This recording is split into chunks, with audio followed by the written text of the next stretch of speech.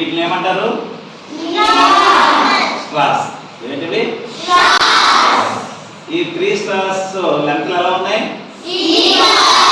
These 3 straws are length are equal.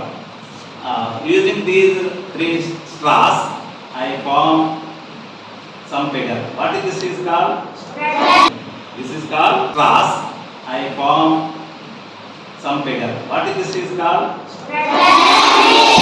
Triangle. This is called triangle.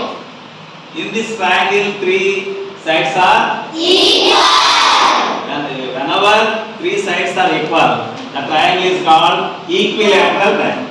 What is the name of this triangle?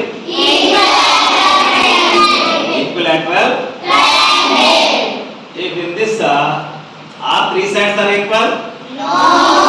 How many sides are equal? 2. What is the name of this triangle?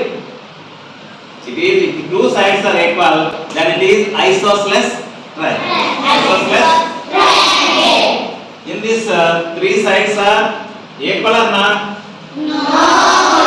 2 sides are equal? No.